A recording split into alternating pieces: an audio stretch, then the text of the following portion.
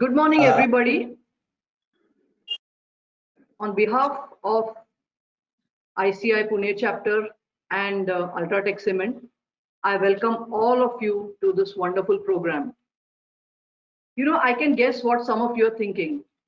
You're wondering, instead of sitting in front of a machine, why don't I go out for a drive with my beloved? Well, here's where you're wrong, and I'll tell you why.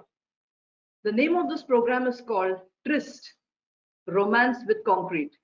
And to read out from the dictionary, the meaning of tryst actually is a private romantic rendezvous between lovers. For example, a moonlight tryst.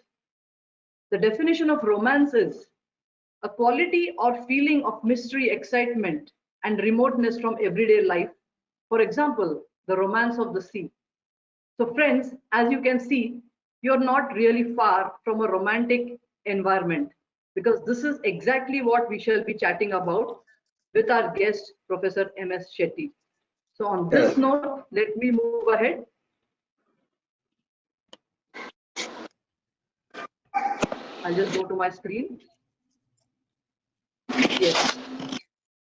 To begin with, friends, let us all pay homage to the great mission, memory, and magnificent contribution of two great Indians. It is in their honor that we observe Teachers' Day on September 5th and Engineers' Day on September 15th. Let us all pray that some of this gets infused in us as professionals, as human beings, and this is the way we shall proceed. Let me introduce myself. I am architect Priya Gokhale, and I shall be your host for today's program. To remind all of you friends on this program, every year ICI celebrates, along with Ultratech Cement, Concrete Day on 7th September. Going a step ahead, this year ICI Pune Centre brings you a month-long celebration of Concrete Day. Rather, we could call it a wonderful concrete month. In few words, this is of course a unique opportunity to interact directly with the stalwarts of the industry about their journey, their tryst with construction industry and concrete in particular. This is the poster that reached you many days ago. And just to remind you, the next Sunday and the Sunday after that, again, we will be having similar wonderful interaction. So do be there as well. As of today I'm extremely happy and very proud to invite our guest, Professor M.S. Shetty. He's known, as all of us know, as the father of Indian concrete, a passionate concrete man with over 65 years of dedication to industry. Friends, I cannot overestimate how wonderful I feel today when I'm sitting here with the best in the industry and stalwarts, youngsters, and I think as the rain pours outside, I can see the raindrops and this wonderful atmosphere that I can feel, though it's an online interaction, it's as good as being there in front of you. Good morning to everyone here. We all welcome Professor M.S. Shetty to this gathering. Thank you, sir. Before we move on, I would like to request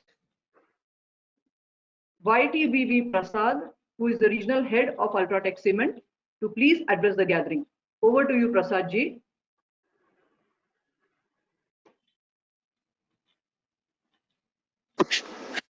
Respected Professor M.S. Shetty, Chairman, Secretary, Office Bearers of ICI Pune Centre,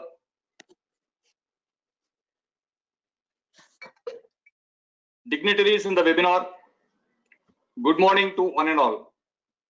Indeed, we feel privileged to partner with ICI in this event, as Ultratech consider this as the responsibility, being the #1 cement company in India, to propagate latest developments in concrete technology. I also congratulate ICI Pune Centre on this occasion to come out with a novel way of celebrating Concrete Month instead of Concrete Day. Dr. Shetty, Professor M.S. Shetty, is a teacher, in fact, to the technical services of Ultratech Cement. He has trained the technical team of Ultratech, and on this occasion of Teachers' Day, I wanted to pay my respects on behalf of Ultratech and on behalf of the students to whom he has trained, who are at different positions in key positions in Ultratech, and I request him to please accept our respects from Ultratech. Thank you so much, Prasad sir. Thank you very much. That was indeed very sweet. I think the message has reached all of us and Professor Shetty as well. Thank you, ma'am. Thank you. I welcome all the participants to this wonderful session, which is going to be 3 Sundays. This is not only the session, this session is from Professor M. Shetty, which is no doubt going to be a fantastic occasion for us to learn from his experience, to learn from his knowledge. And I welcome all of you, and also I thank all of you for sparing your time to attend this session. Thank you. Thank you so much. That was so sweet. Now, may I request Engineer Ujjwal Kunde, who is Chairman ICI Pune Chapter, to please address the gathering. Over to you, Ujjwal. Thank you, Priya. Hope all of you can hear me. Yeah. Yes. Okay. On behalf of Indian Concrete Institute Pune Centre, I welcome Professor Shetty and all participants for this unique program. My Tryst, Romancing Concrete. As all of you are aware, ICI is a not-for-profit society which is engaged in spreading of knowledge about concrete. ICI Pune Centre also has been at forefront of conducting lots of programs, seminars, and workshops. And it is very interesting that Professor Shetty, who is our stalwart of the day, was the first chairman of ICI Pune Centre. Wow. Super. Actually, my tryst with I would say my tryst with Professor Shetty was started in year 1996. That time Ultratech was part of Indian Rayon group, and they had launched 53 grade cement in the market, the first 53 grade cement in the market, and they were planning to advise developers and engineers about usage of the cement through shoppies. And I had taken a part-time job, but like most of the civil engineers, I had very limited knowledge of concrete, and I had to attend one workshop, one full day workshop, of course done by Professor Shetty. And a sign of a great teacher is not only he imparts you knowledge, but also creates interest about the subject. And that is what happened about me. My second, close interaction happened in early 2000 when Professor Shetty was associated with MC Baushami, and they were designing concrete for Bandra Varai ceiling, and they wanted to conduct some trials at my place. And it was M60 grade concrete with tertiary blend using cement, fly ash, GGBS, microsilica with a 3-hour collapse slump and 18 hours strength of M20. So it was a big challenge in those days. And Professor Shetty and Samir, they used to come to my lab, and we used to have 8 to 10 trials per day, standing whole day, and he refused to take the chair. And one very interesting thing was he saw we had sampled different shapes of aggregates in our laboratory and kept them in glass bottle. So he requested that if he could take photographs, which we gave it to him. And I was very surprised to find those photographs in his next edition of the book with acknowledgement. So I would say that it is a sign of a great character that these people acknowledge even smallest of the things about others. And thereafter we met multiple times, but one interesting meeting was at Hotel Raviraj. Professor Shetty that time for the first time came a bit late. It was in 2000, he was in his 80s, and he mentioned that he had parked his car, he'd driven by himself, of course, and he had parked his car on the wrong side, and police had picked up the car and to go to the police station and manage everything. So I asked him, sir, and he looked 10 years younger than his age that time. So I asked him, sir, what is the secret of your, health and, such a long career? So that time he gave credit to his days in CME, a disciplined, life, a disciplined, stress-free life in CME. And he loved, he did all his life what he loved the most. That is, teaching concrete. So I think this is a great coincidence that it's a Teachers' Day. We are close to Teachers' Day and Concrete Day. Both are being celebrated very close to each other, and we wouldn't have had a better personality than Professor M.S. Shetty. And I must give credit to our secretary Prasad Sevekari for mooting this idea. These great stalwarts have so much to offer, and all of us practicing engineers, especially young engineers, can learn a lot from their careers, from their challenges. So I think I again welcome everyone, and thank you, Priya, for giving me the chance to open. Over to you, Priya. Yes. So thank you, Ujjwal. I have one correction to make. To err is human. So I should have mentioned YTVV Prasad is zonal head of Ultratech. Prasad ji, thank you. Sorry for that error. So we move on, friends. I think these were very profound, heartfelt messages, both from Prasad sir and from Ujjwal. And I think this is, this is a sign of what we feel when we come into touch with people who impact us on a permanent basis. And I think these were very profound words right from the heart. And for this, Prasad ji and Ujjwal, really, I'm extremely thankful to you. To move on. Yes, so once again, on a formal note, I'm architect Priya Gokhale. I'll be your host for this morning. And the ICI Pune chapter and Ultratech Cement is extremely happy and proud to welcome all the wonderful guests today. We also welcome our eminent guest, Professor M.S. Shetty, to the program. Let's begin. Now, friends, let's go back some decades. 1954. How many of you were around at this time?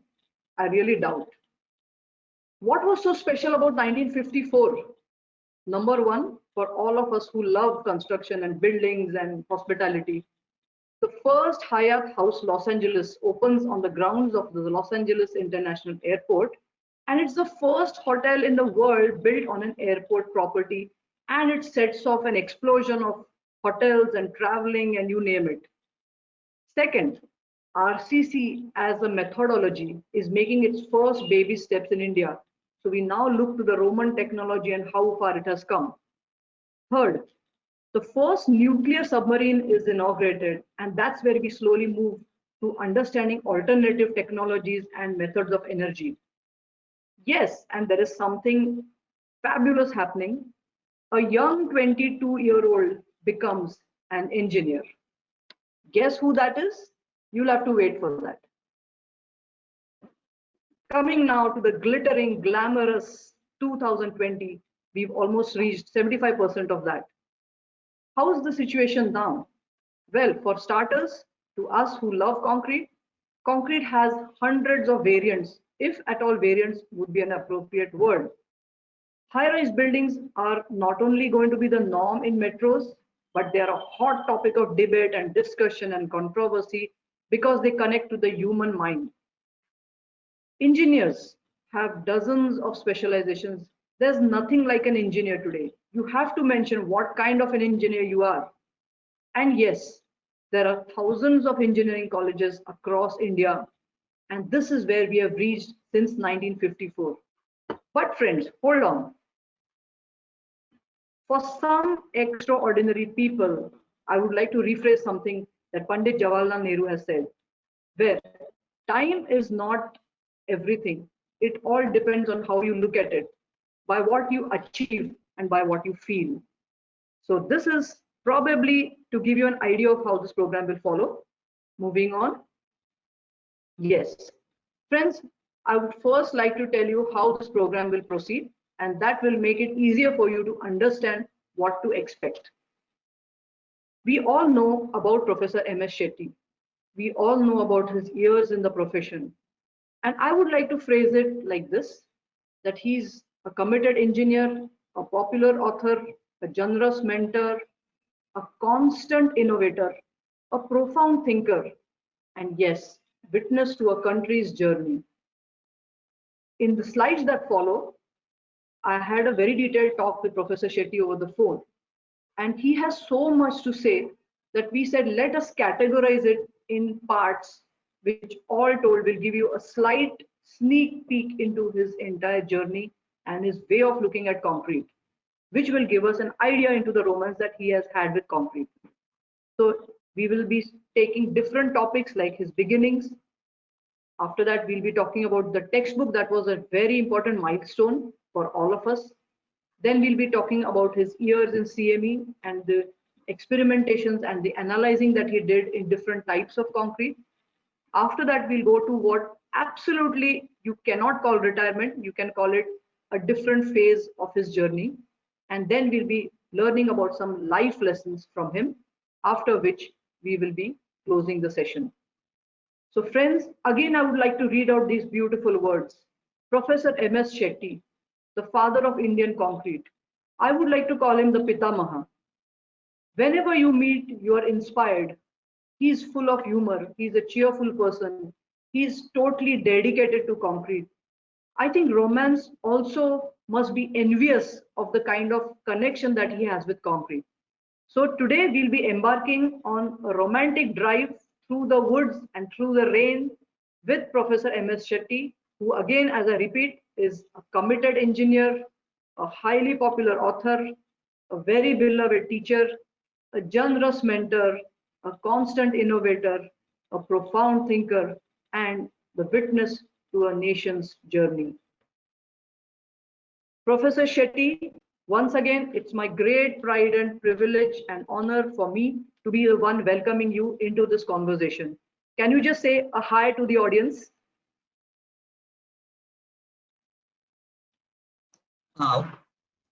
Priya, thank you very much for introducing me in superlatives. And it is really good of you to talk so well about me. Let us see during our talk how far I am satisfying the wonderful qualities that you have talked about me, that the people see it and before they believe it. Okay. All right, Priya. I didn't ask your question. Question. What is that? I got to. You are asking me some questions, or what Yes. are you? This is my first question. I'll be having Yeah. 5 questions for you. And each question we will be taking our time 10 to 15 minutes so that all of us does not miss out on any aspect of your romance with concrete. So my first question to you, sir, is can you tell us in your own words how your romance began and where you met concrete, so to say? Okay, Priya. Let us start the conversation or the talk Yes, yes. with you and with the famous audience who are all concrete lovers. Thank you for this time for me to talk something about my association with concrete from 1954 to 2020, which you have mentioned in the, board. Say, Priya, to say about how my romance has started, Yes. the word romance has been given by our dear friend Mr. Ramesh Kulkarni. As when Mr. Prasad Sevekare, and he just requested me to participate in the Concrete Day of 2020, and I gladly accepted it because I have been closely connected with the ICI Pune chapter, and I'm very happy to see that the ICI Pune chapter is becoming very, very active of late with the leadership of Mr. Ujjwal Kunte and Mr. Prasad Sevekare and any other members of the working committee members of the ICI Pune. And when he asked me whether you can just participate and give a lecture on the concrete day, but I told him that concrete day is not an occasion for a serious lecture or serious technical talk. This is a social program. Let us talk something about light. Can you suggest something? What you want me to talk about? Mr. Sevekare, within a second, he said that I feel the topic could be Professor Shetty's Tryst with concrete. I said, okay, that's good. And immediately, Mr. Ramesh Kulkarni, who was with him at that point of time, he said, I suggest that the lecture could be not lecture, or the discussion could be on Professor Shetty's romance in concrete. So the romance has been brought up by our very active member in the Indian Concrete Institute in Pune, Mr. Ramesh Kulkarni, and they and the Prasad have really made and of course with the Ujjal Kunte at the helm of affairs, and they made the Indian Concrete Institute Pune Centre as a very, very active center. I'm so happy about it. I agreed, though of late I have not been taking much activity in the professional activities, maybe for some reasons. Okay. Since you're asking about to tell all of you something about my romance. I use the word my romance with concrete. Where you first met concrete. That's of more interest to us. Yeah. So I started my career after getting a BE degree in 1954. I was posted to Madras PWD, and there I was given the task of carrying out some cross masonry work in the canal division of the Lower Bhavani project. When I went to the site and I had to do the concrete that day, I didn't know the bit of about concrete, how to make concrete, what are the ingredients of concrete, because those times in our BE degree, concrete as a subject is not taught at all. We are taught building materials, in that maybe one odd lecture maybe there on concrete, which we are not really assimilated anything at all. So I just became a silent observer. The masonry started doing it. The concrete was made with a broken stone, broken at the site by Wonder Woman. They brought some sand from nearby Nala. They got some water from nearby Nala, and contractors have supplied some cement. What kind of cement we don't know. They also didn't know. Some cement bags were there, and they put it on a level ground. Started mixing with any amount of water, and with a shovel and spade, and with adding water again and again, and there's no control of water, and it was mixed till the work masonry says yes, enough. So there is no. This is the kind of concrete that I have used in 1954 as of my first day concrete. You can see how crude it is. It is as crude as the first recording statement of concrete globally all over the world. It first appeared. The recorded statement was appeared in a journal called Scientific American in 1848. 1848, the first recorded history of concrete. And in that, they mentioned they described the concrete as concrete is a mixture made by 70% of the stone aggregate, gravel, 35% of sand, the river gravel, and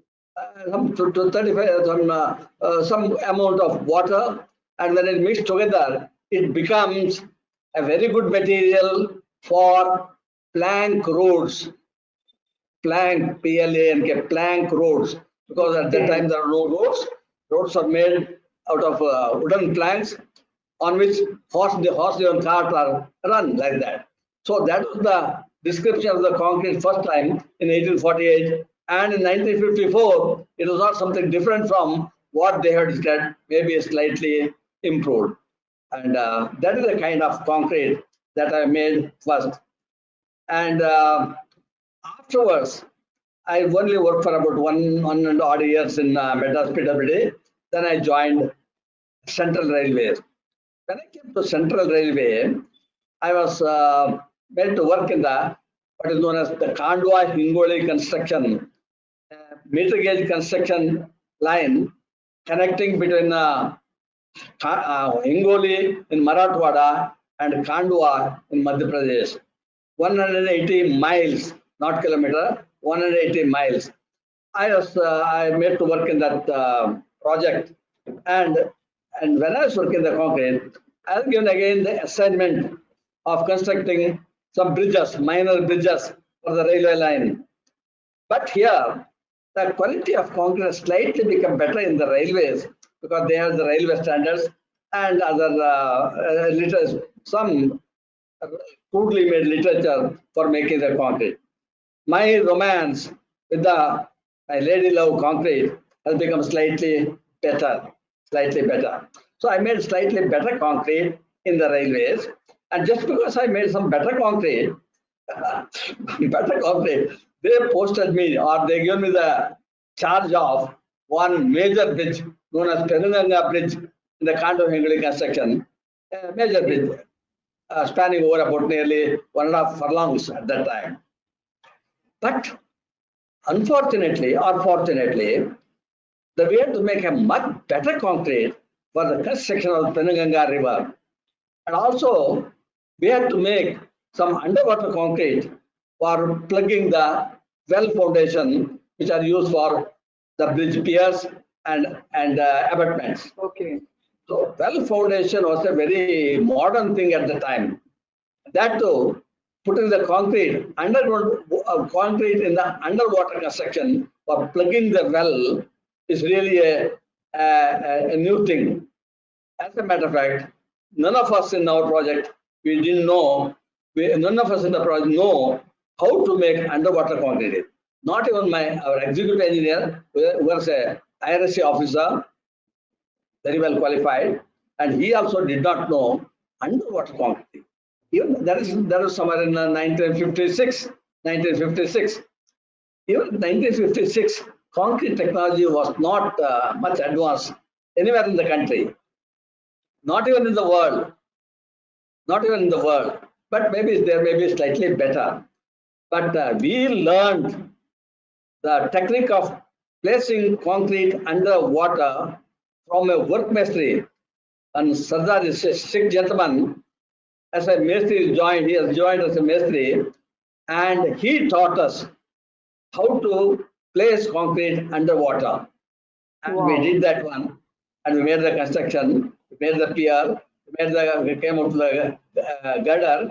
At which time I left railways and joined a military engineering services. But I wonder whether the concrete that you have placed underwater, whether it's really a concrete or it has become something else, I don't know. Anyway, after many years I traveled through that sector, and I saw the bridge was intact. So our foundation must be standing. The concrete that you have placed must have worked in a way. Because at that time underwater concrete was not known. It's only in 1960s the Tremmy method of placing the concrete underwater or with a maintenance slurry, that has come only in 1960. Till that time in India, we didn't know how to place underwater. We used to put concrete in the gunny bag and put the gunny, heat the gunny bag and for placing the concrete underwater, or half mixed concrete you put it, or the bagged concrete or dry concrete. These are the kind of thing we did prior to 1960 when we were doing the military construction for what is known as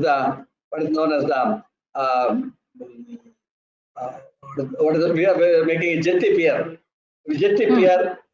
of Bombay thing. The Karanjia Jetty, yes, I got the name now. The Karanjia Okay. Jetty, in that I know the kind of underwater concrete that we had done was so crude, I don't know how it has stood. Of course, no doubt, it has been done under the German consultants. And now in my time itself, in 30 years when I worked in the MES, I found that the bridge, that Karanjia Jetty was prepared more than 6 times. That was the time, kind of durability of the concrete at that time. Okay. Yes. So, sir, My can I dear interrupt? concrete lover who is listening to me, can I have I a take question. Yeah. So I have a question. You mentioned that you, after many years after making this bridge or being part of the construction of this bridge, you drove there to see whether it is still there. So I want to know whether the bridge still exists and what is the name of the river, because who knows, we may be going there someday and we would like to stop there for 10 seconds and remember about this conversation that we have had. Yes, yes. So can you tell Now, us the name of the bridge and the river? the bricks are generally constructed for the buildings. Bricks are not used generally, not that some exception is there. Generally, the bricks, the railway bridges or any other bridges in India at the time made from stones. But the foundation was made from concrete. That is the foundation that we made for the bridges. Otherwise, the superstructures are made from stone, rubble stones. There are so many kinds of coarse rubble masonry, this masonry, that masonry, and all that. Many types of masonry.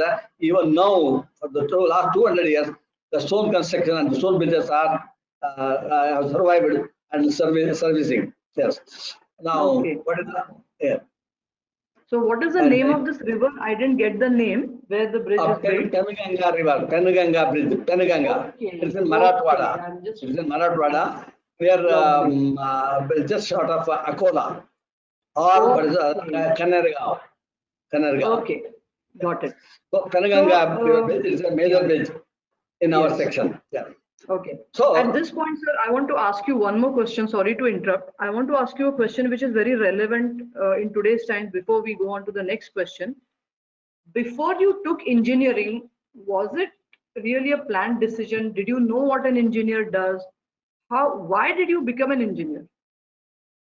oh my God, that is a very interesting question you have put and taking me back into that one. And my dear listeners of this webinar, there's a big story Mr. Ms. Priya is talking about, is asking about me. How did I know what I am doing after as an Yes, engineer yes. and civil engineer? What is the job of civil engineer? I didn't know a bit about that. As a matter, after passing my intermediate, I wanted to become a Kannada Pandit. I was really good at it. I must boast it. I really had a lot of love and affection for the Kannada literature. I wanted to become a Kannada Pandit. But my father always wanted me to become an engineer. At that time, becoming an engineer is a Herculean task because in whole down south, a triangular portion of the India is Madras state almost, barring some states and whatever, Cochin state, Hyderabad state, and Mysore state, and all that thing. Otherwise, rest of things are Madras state. You know, entire Madras state, there are only 4 government engineering colleges and 2 private engineering colleges. I'm talking of 1950s, 1950s, or to go a little bit early, 1947 when we became independent. In whole India, we had only 36 engineering colleges. Out of that, 24 engineering colleges only awarding degrees. So that was the kind of engineering education that was prevailing in India prior to 1947. So getting an engineering seat in the engineering college is becoming very, very difficult, which was my father's dream. So some or other, working very hard, contacting this people, that people, and all that thing, I did not get the merit seat. And in the 2 private engineering colleges, he managed to get 1 seat for me, for which I didn't know what is the civil engineering and what I got to do, and the things like that I didn't know. So that is the thing I didn't know. But once when I did my 4 years course, we slowly know about what is our job as a civil engineer. But we know the practical application of making a concrete or anything. Not even one period was taught to us how to make concrete. That one in the engineering college in Sir, 4 years. Yeah, there's another question that I have. When we were talking over the phone, you mentioned that you were a very shy student and you would stand near where the construction is going on and you would just observe. So is that true? Were you the shy kind of student? And can you share a little of your college days? Because you said just 36 colleges all over India. Today we have what, 20,000 or something. So what was the kind of college life that you had in the 1951 to 54? What was can you relive your college days for us? I may have said Priya during the telephone conversation. I did my both college intermediate, it's called at the time intermediate, first year and second year. I did it in the St. Aloysius College in Mangalore. There's only boys, no girls. And I went to Annamalai University.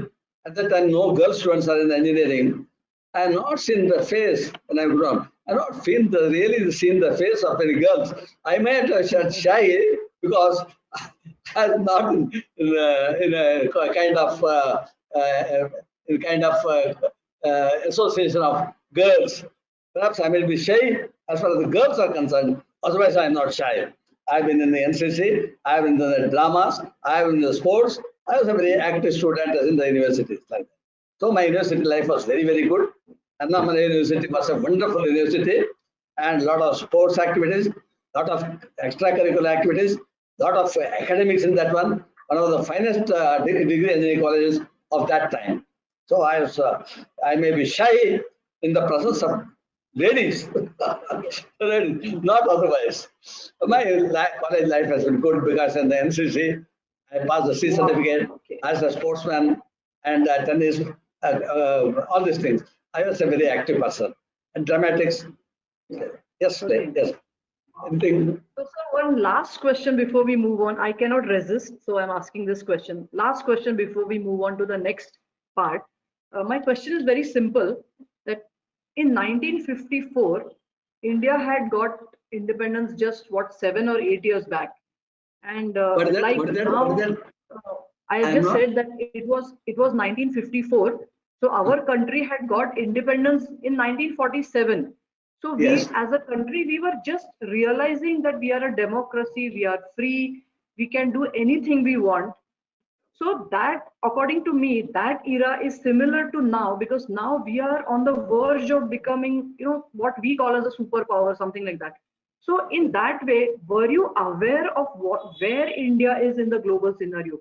As a 22-year-old, were you aware of that? Okay.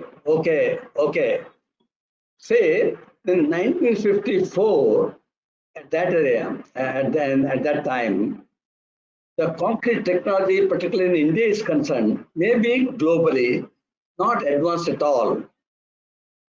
The concrete technology, a few milestones in the development of concrete technology. If I had to say to my fellow engineers listening to me, the first milestone about the development of concrete technology was in 1919. Duff Abrams talked about the water cement ratio.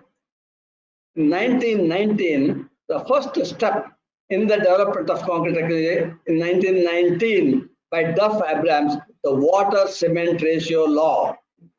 The second milestone, a big milestone, not ordinary milestone, was at the time the investigation or invent of air entraining agent, AEA, air entraining agent, somewhere in the later part of 1937. That was a big advancement in the field of concrete technology that happened in northern part of America. And so much so, the concrete technology, when the water cement has come, we couldn't make really a good concrete with more and more water. The water content has to be limited. At the same time, you have to get the workability. That could be done is only with the advent of the air entering agent. So it became a very, very important admixture or the fifth ingredient as an admixture for making better concrete, a concrete with higher workability and consistency without adding water. But at the same time, they add little more of air entrainment in concrete. It was becoming a porous concrete. It was reducing the strength. Only certain limited amount of air entrainment can be admixed to the concrete, say up to about 6% of air entrainment to make a optimum properties for the concrete. But as a matter, since I'm talking on that one, the next milestone was somewhere in 1960s when the polymers are used as an admixture and making the concrete a stronger concrete. Up to about 1950 and 1960, really speaking, we all over the world I'm talking, we could not make a concrete with a strength more than 40 MPa, Newton per millimeter square.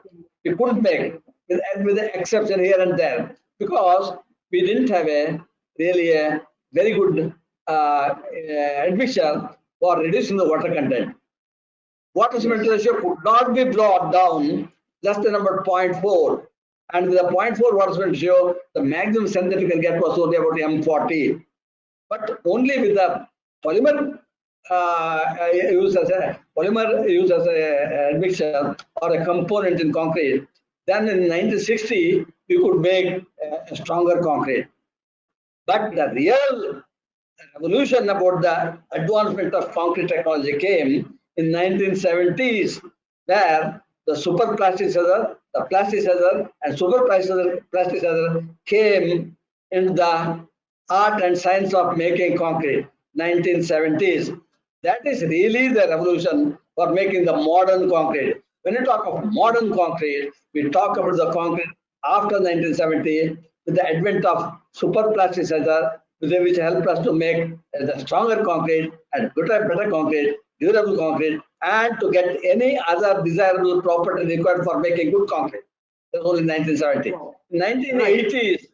1980s, we made hyperplasticizer, PC-based plasticizer, the carboxylic ester, CAC. That is the different kind of polymers that are used. PC-based plasticizer. We started using it. I'm talking about all over the world. In India, 1980s, and at that time, India also, we started making ourselves the super plasticizer and the PC-based plasticizer, and that's how we started making the high-strength concrete. The concrete of M60, M70 is only 1980, and further we did high-performance concrete with a better and judicious use of super plasticizer and hyperplasticizer. We could make in the end of the 1980s. We started making what we call the high performance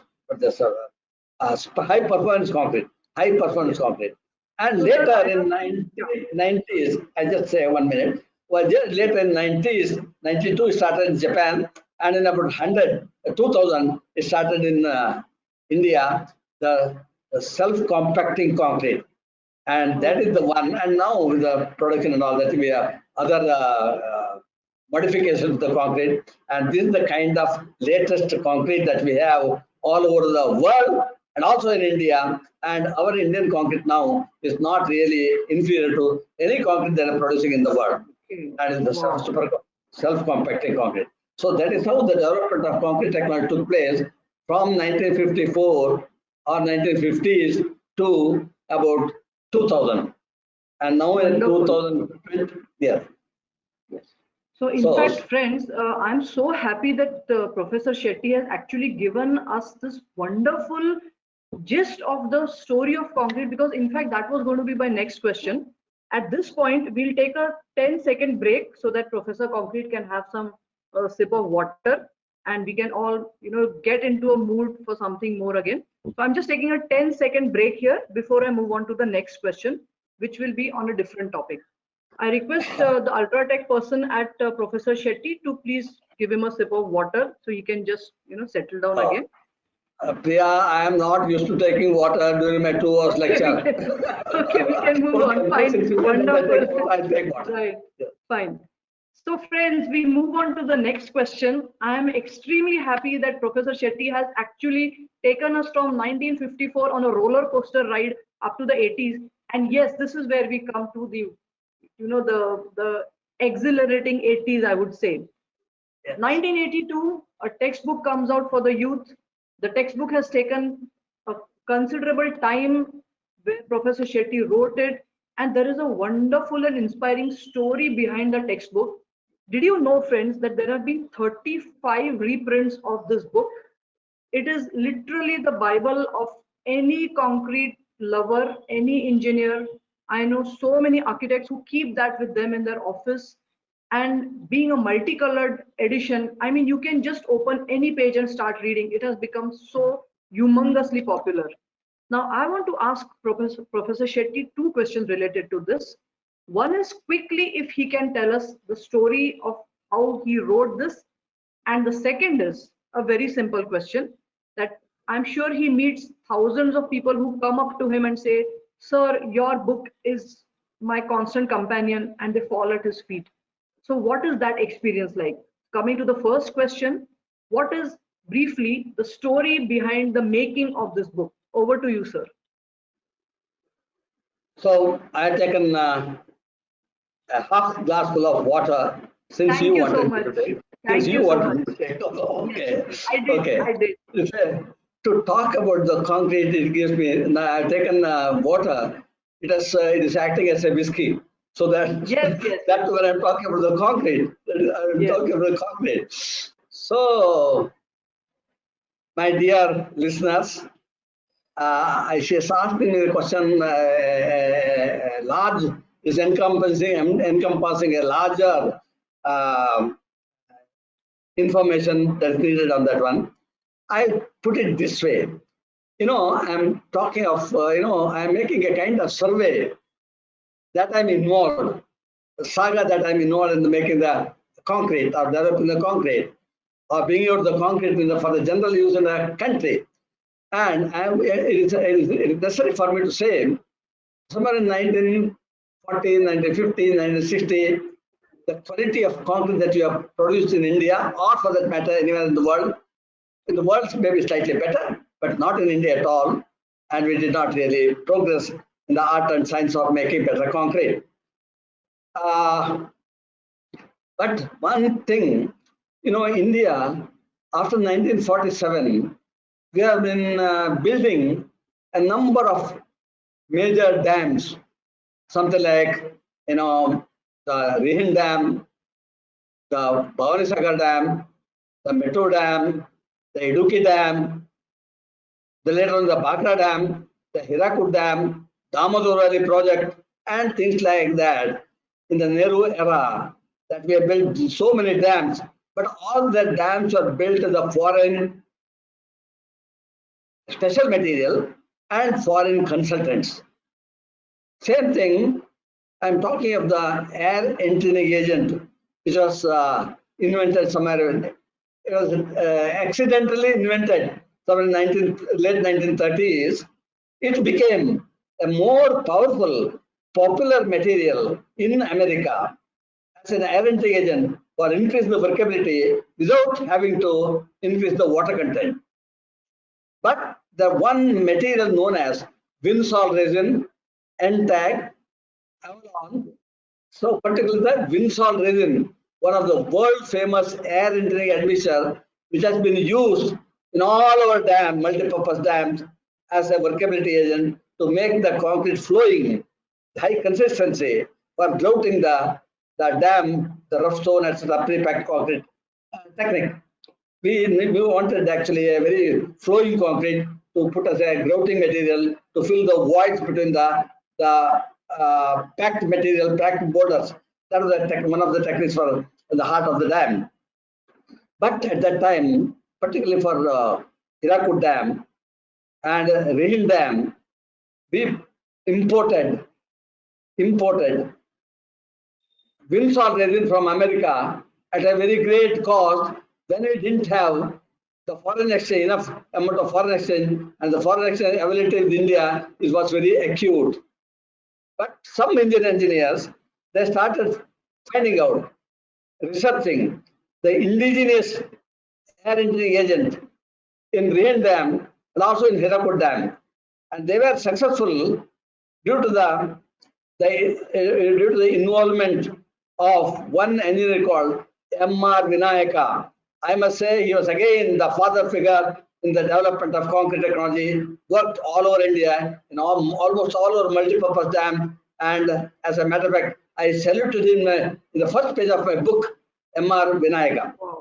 See, and I must say that I just left out something from the Central Railway. I went to the Ministry of Defense and I was posted at the College of Military Engineering. I'll talk about that for later. But in the Windsor region was the Mr. Vinayaka, he invented or researched a material called Hirakud HRS and Koinaiya for the Koina Dam. When I was in the College of Military Engineering, I happened to visit Koina Dam that 1960-61. I visited Koina Dam, and for the first time I saw the beautiful concrete that is made by the use of Windsor resin, which is an American worldwide known air entering agent. So I asked Mr. Vinayaka, we are not using now the American Windsor resin, we are using our indigenous air entering agent Koinaiya that is invented by him, researched by him. So I was very happy. And also he told me in Madras CIPOC laboratory, they are also trying to investigate a research, make a research for a material called Rita powder. In Madras CIPOC laboratory, they were just started inventing or researching on Rita powder. I don't know what you understand by Rita. You mean shikakai? Yes, soap nut powder, something like that you are calling it in Rita powder. So okay, when I came to College of Military Engineering, I took the clue from Mr. Vinayaka. I started researching on the alternative use of Rita powder in place of famous American Windsor resin. That became my thesis for my ME also. At the time, I started my ME, and for that I did about 6 months research. I wanted to go to work Koina laboratory and work there, but my commandant did not allow. He said, "You do it in College of Military only, because here there's nobody does it, and you do it." And he threw all the facilities that are required for my research work, for 6 months of research work in CME only. Before that, I must mention one thing. When I was posted to College of Military Engineering, in about 2 or 3 months' time, they were getting their advanced course called Advanced Civil Engineering. I belong to construction department, but all the senior teacher, we call it teacher, or say senior lecturers or assistant professors, they avoided taking the difficult course, difficult subject on concrete technology to advanced civil engineering, wherein about 15 of the most intelligent and selected army engineers coming for the course. So they wanted to avoid. And I am like a scapegoat. The junior most staff was given the responsibility for taking the senior most advanced civil engineering. So that was a real challenge for me. Of course, I could say no. I was new. I couldn't say no at all. I had to obey their order. And my commander was very worried about that one. How this junior chap, Mr. Shetty, will teach the senior most advanced civil class. That were all coming from very, very intelligent, chosen specialist officers. Anyway, he told me, "You, Mr. Shetty, you take 2 months, prepare concrete technology lesson plans." Lesson plan means about writing all the complete subject in the book, whatever you are going to say in the class, and some questions and all this. I will not go into the detail. It's a beautiful system in the army. So and show to me every day. So that was a challenging thing to me, because at that time, this point I must bring to you, there was no reference book available in India, not even a single document or records or lecture notes, nothing is available in India to call it Indian concrete technology. But all the same, only one book was there called Quality Concrete. So I can't forget this name, Quality Concrete. That is the only support for me. That is the one red book, only very thin book, and made by Britishers before they are going, under the ban of ACC, Associated Cement Company. So that is the only Indian book that is available. Other no other book. But in America and UK, Australia, and other countries, we didn't know much about Germany, and we don't know also Germany is English. Australia and UK and America, there are a lot of good classical books were there on the concrete technology. But only on the ground they could not make anything better. But the book and theoretical thing they can write. So something like a Orchard, DF Orchard, Blanks and Kennedy, TC Powers, FM Lee, Troxel and Davy. These are Troxel and Davy. These are the wonderful books that are available. And fortunately, in CME, it was being collected by the British officers earlier. All these foreign books were available in the laboratory. And that has become a boon for me. I referred, worked day and night, 2 months. So day and night means literally day and night. I made all the lesson plan to cover the syllabus of the advanced civil engineering. I managed to complete that course. That has given me really a foundation, a confidence, and backbone strength for and to having known all about the concrete technology theoretically. So, my dear listeners, with all the studies and after taking the class and doing the 6 months practical work for my ME thesis, I could really, I became a different man who was capable of making a very staunch reliance in the concrete. And I found out that concrete was not an inert material like wood, timber, stone, or ceramics. Concrete is a living entity. It's a living entity. It's a concrete is the best friend for a man. It will serve you serve you better, and it will not let you down. Even it will help you. It will stand in the very very difficult conditions, very awkward conditions. So it will serve you better. And also, I further found that concrete can be molded when young, just like human beings. Concrete can be molded when young in the green condition, just like human beings can be molded when they are young. Concrete attains strength like human beings. With the age, human beings get strength. The concrete also gets strength with the age. Concrete when it becomes old, it shrinks and creeps, just like human beings. With the age, they shrink and they creep and they start losing the strength. Concrete has got natural defects and defects and faults of its own.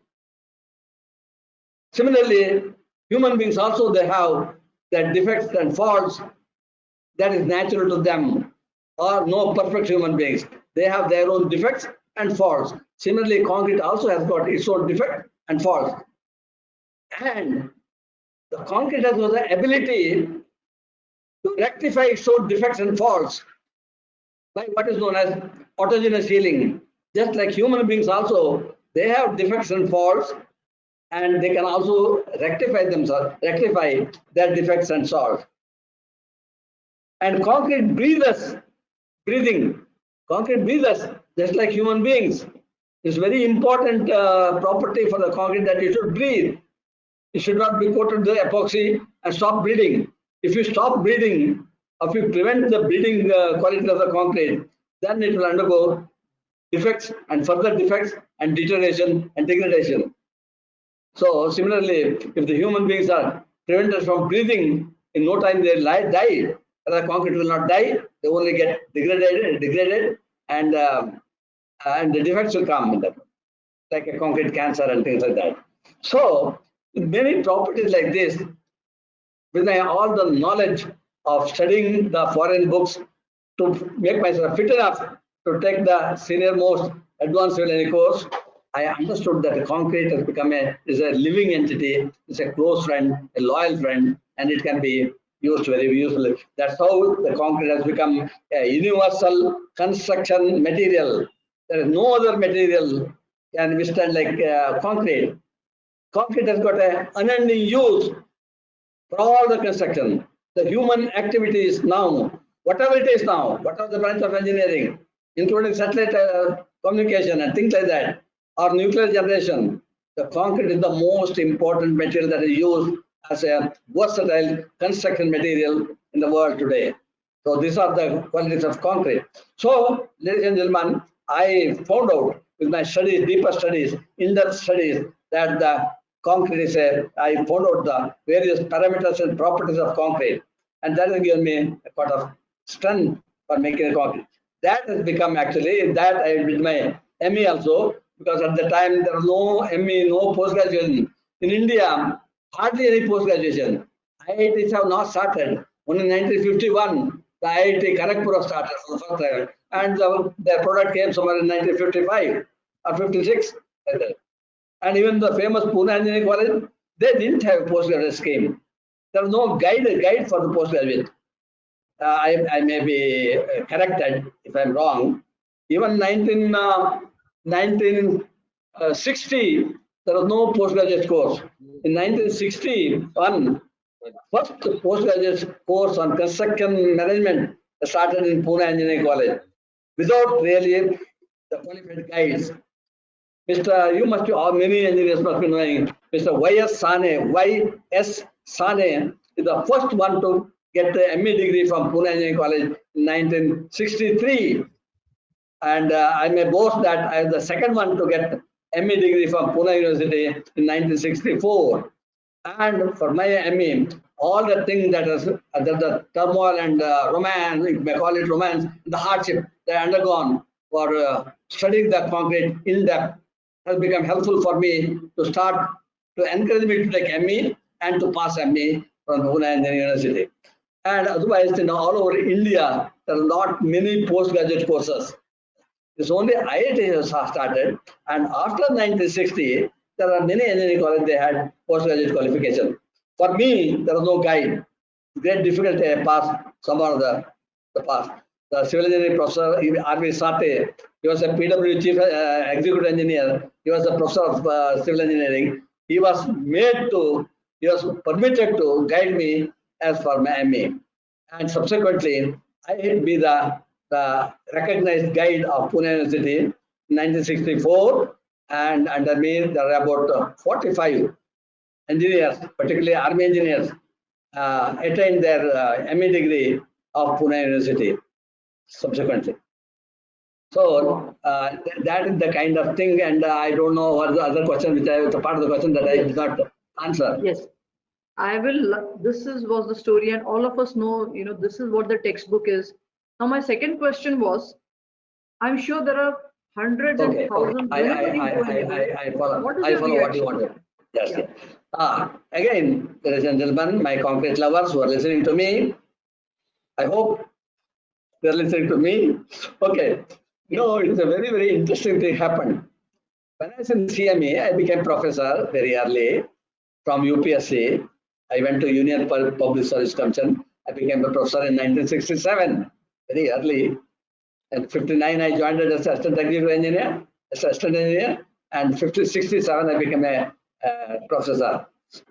And as a professor, one day in the afternoon, one gentleman came to my office and he was sitting in my side, gave me some complimentary books of engineering, and he was talking to me.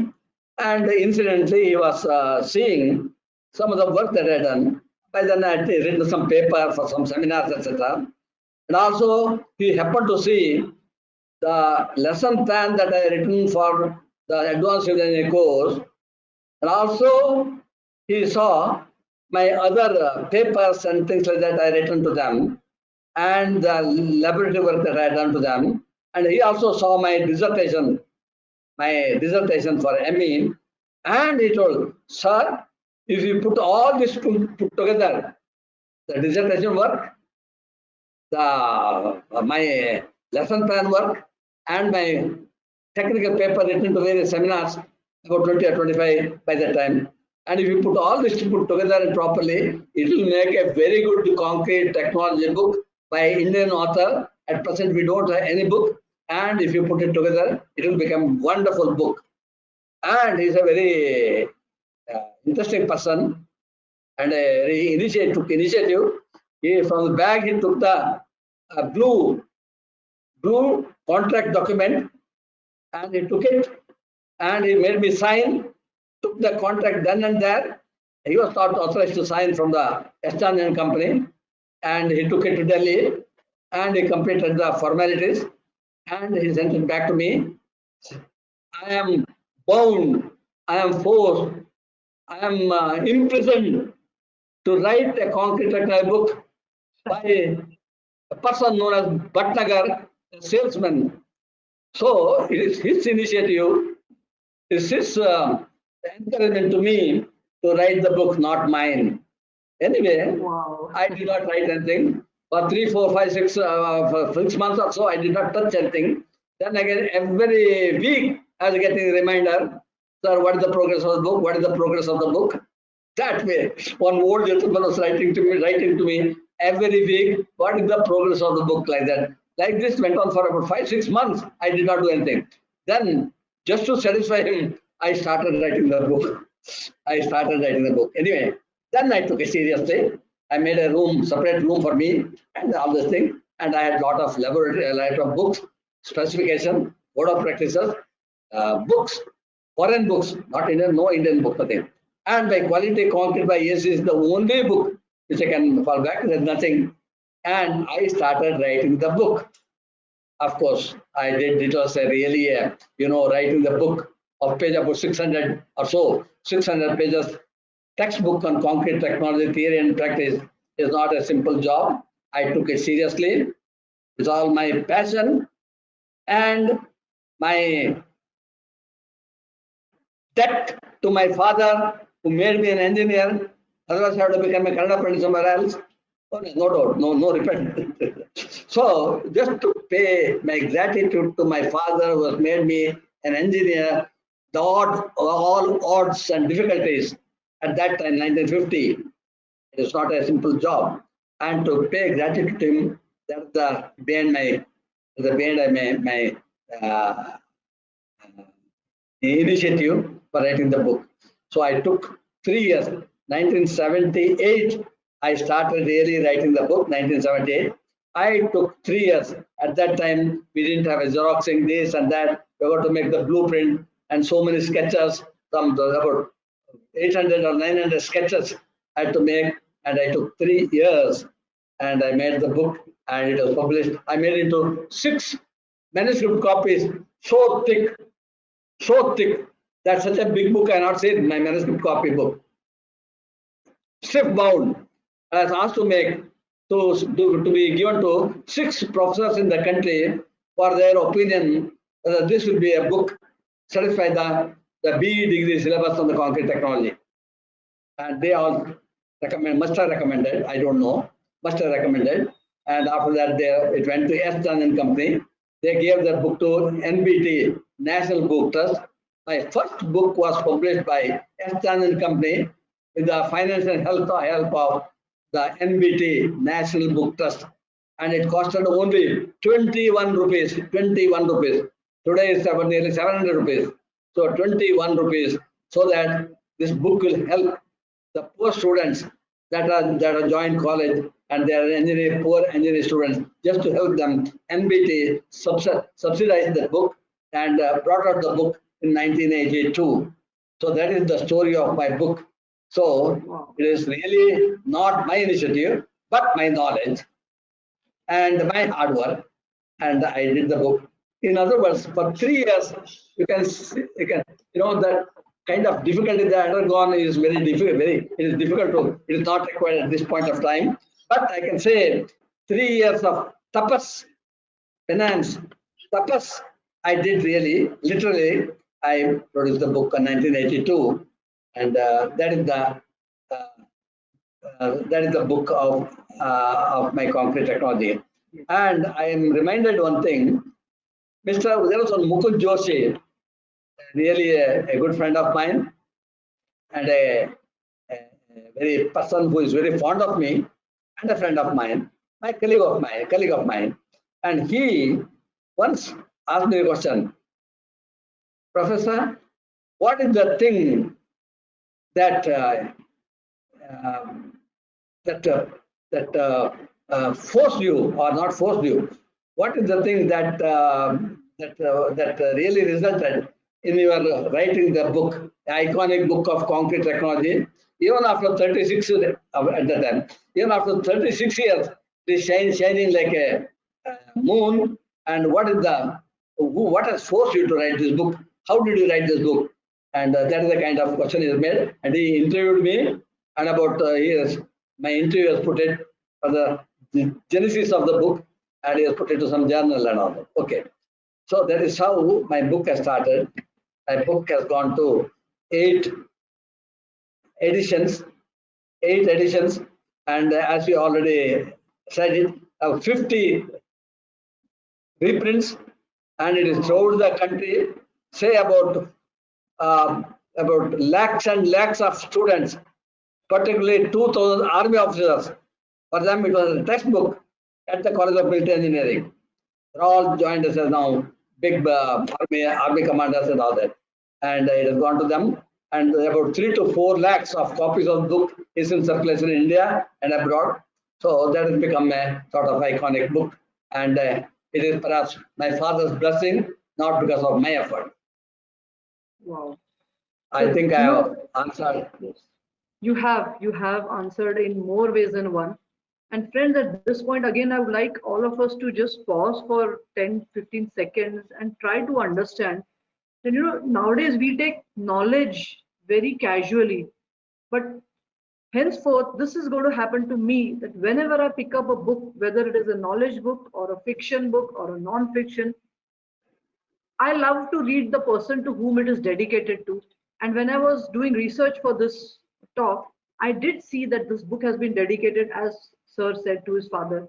And somewhere I think every time we pick up a book, we need to, acknowledge the effort and the commitment and the hard work and tapasya of the person who has written that book. This last 10, 15 minutes has been a profound change in the way I look at any book. Before we move on, sir, to the next question, a small question I have, that all these people, I'm purposefully using the word people because they may come from across industries. All the people who have read this book and used it close to their heart, what is their reaction when they meet the author of the book, when they meet you in person? What is their reaction? Yes. That question you also asked me last time. Yes. What is your reaction when you meet a person who has read the book and everything? I told you, uh, throughout the country, they like this book. Engineers, civil engineers, those who have passed out from 1982, that's how many? About 38 years. Those who have passed civil engineering during the last 38 years, they have about 75% of them have gone through and passed through my book, and they all have a tremendous respect and regard for me. Particularly, I go all over the place, all over India, which I'll come to my next after retirement portion. So I go all over India, and whenever I meet the people, or whenever they meet me, they show me so much of affection and regard. It makes me humble. particularly the lady students, the lady civil engineering student, the amount of affection and regard and the kind of reverence they show to me, it is something tremendous, it's something heartwarming. Nothing can satisfy you. Any amount of money you have earned in your professional career is not equal to the kind of love and affection shown by the people who read my book, in particular the student community anywhere in India. And I think yeah, you also told, we have lot of, it is our culture, it is our upbringing, it is our attitude in India.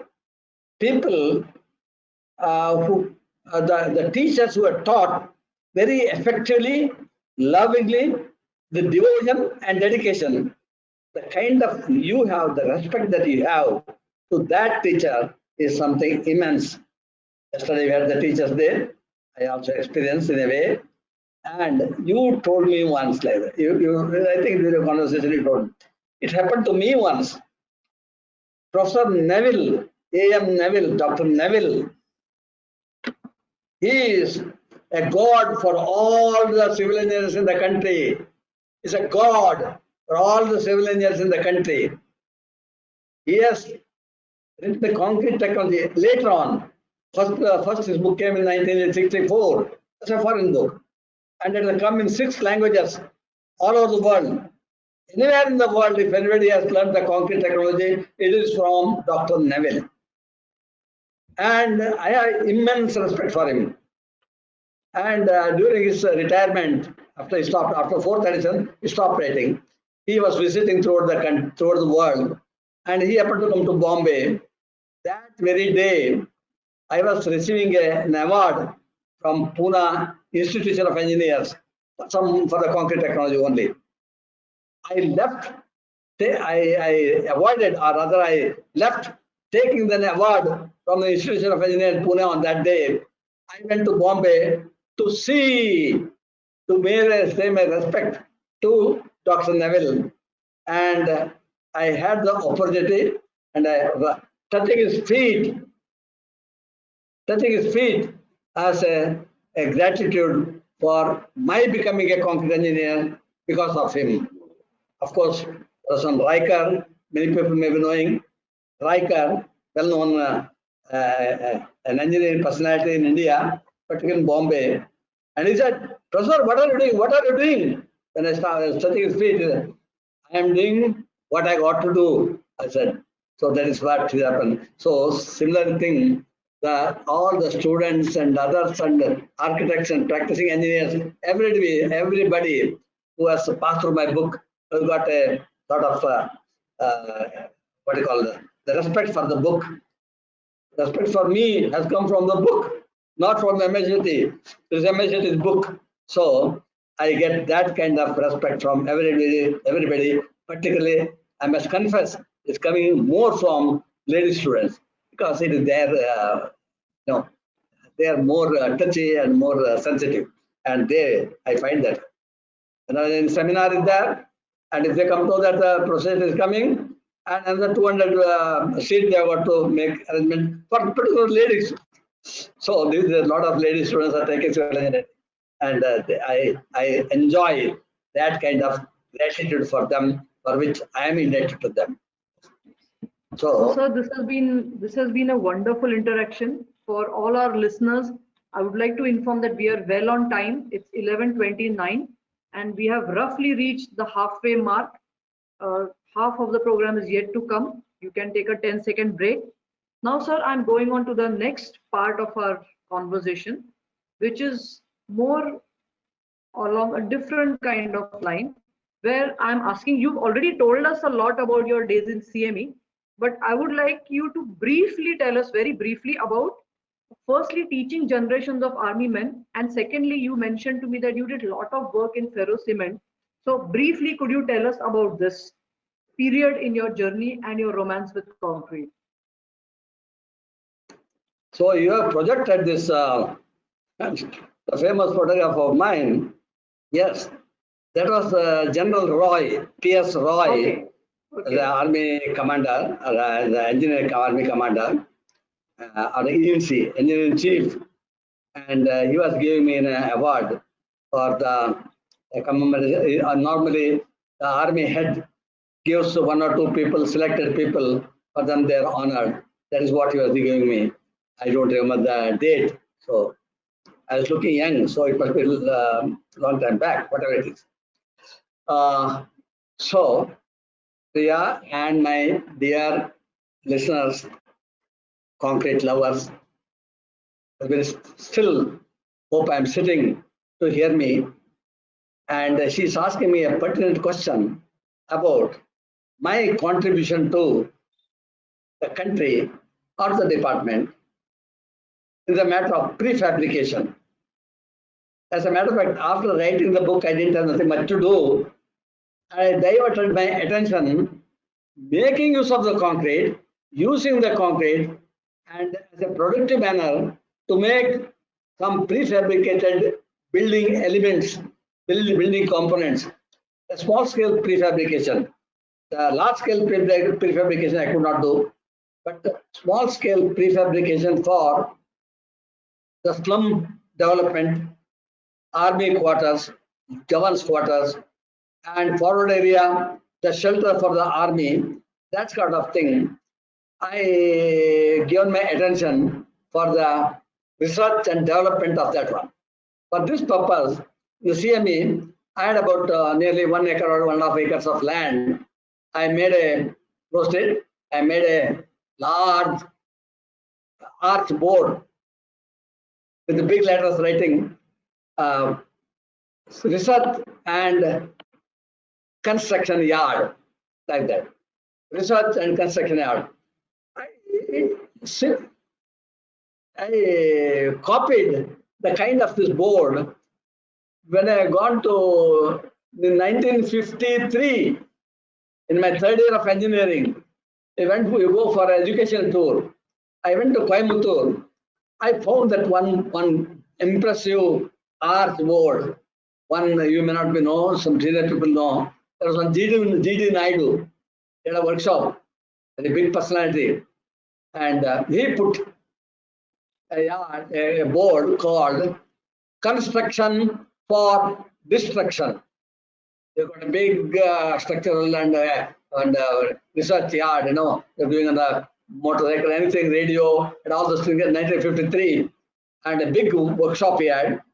A lot of people are going and studying and working free so that they can do all the transistor, things like that. He was doing that one. And he has written Construction for Destruction. Oh, that word was a lot of meaning. So in the similar manner, I made the board. I said research and construction yard, not destruction yard, construction. But he said construction for destruction. Okay, whatever it is, this philosophy. Yard. And in 1970, 71, I went to Roorkee for some concrete technology, advanced concrete technology course. And as a participant, but some or other is a different story. They made me take lecture there. That's a different thing. Okay. And in that time, the CBRI, very famous research institute, Yes, you know, yes. when Nehru came at that time, he started a lot of national institutes, Central Building Research Institute, National Physical Laboratory, National Chemical Laboratory at Pune, and Structural Engineering Research Center. And like that, so many national institutes they have formed. So the CBRI there, they made some prototype water tank, not water tank, grain go down tank, grain silo, or silo, whatever you call it. And it is in the ferro cement. And I saw that and it impressed me like anything. So on returning from CME, I made a water tank. I made a water tank. I don't know whether you can see it. Water tank, 3 feet in diameter and 3 feet in height. Is 900 cubic meter, 900 cubic meter water tank. And down below there, whatever, I'll not go into detail.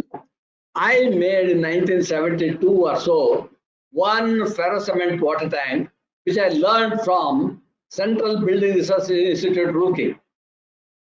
So then somebody gave to the newspaper, and next day a lot of inquiry came from even from South Africa, and Nasik and so many like that. It will become a viral information. So that is the first one tank. Subsequently, I made lot of water tank, because you don't have to do it in the whole India, in the rural area, in the slums. You don't have water tank. You made concrete water tank, which is unnecessary, difficult to handle, and difficult to transport. But instead of that one, if you make the ferrocement water tank, and that is very, very light. It is only 12 to 15 millimeter thick, less than half an inch thick, and it's not a big word only, ferrocement, but it's very simple, and very maestri can do it. Anybody can do it once you know how to do it. Anybody can do it. So like that, number of prefabricated elements have been made and cast, and it was put up in the yard. Prototype have been put up. I made my concrete laboratory, the roofing, of course there's no floor, roofing made out of the various building components, like some shelves, folder plate, V-shaped units, L-shaped units, and things like that. So many, I don't have to give the detail. So my whole concrete laboratory, different kinds of building components have been used, prototype on the structure, and made my concrete laboratory. Even the cladding also, I put a different kind of thing.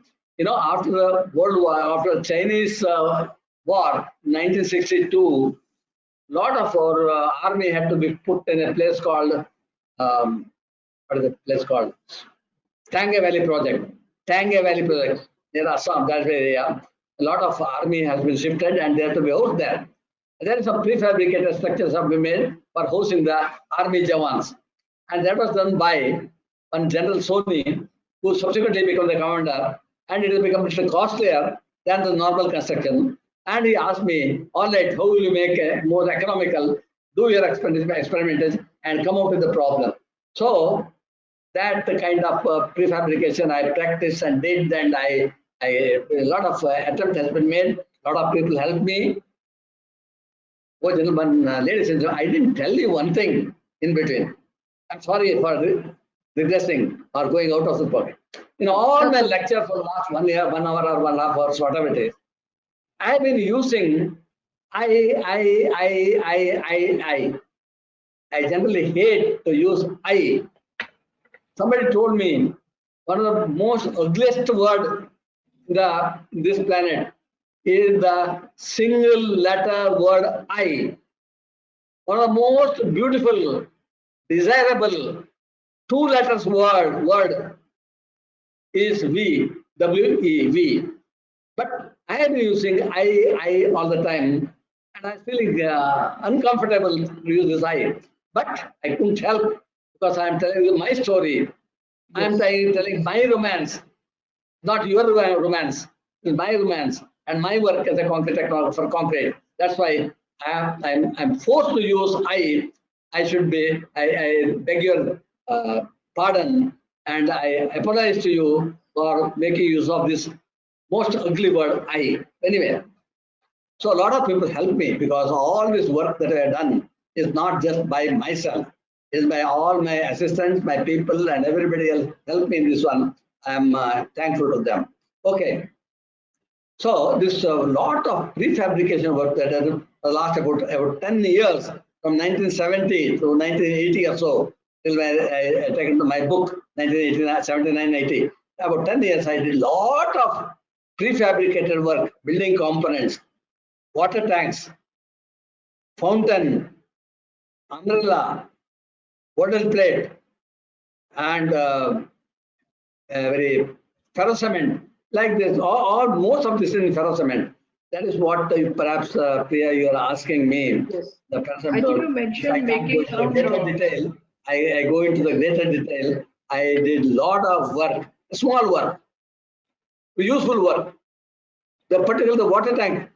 Today all over India and small buildings all over India, that can be, you can make some of the things that you have made. It could be popularized and propagated, and it will be a very useful thing. But somehow or other elsewhere in our army it has been done, but not elsewhere.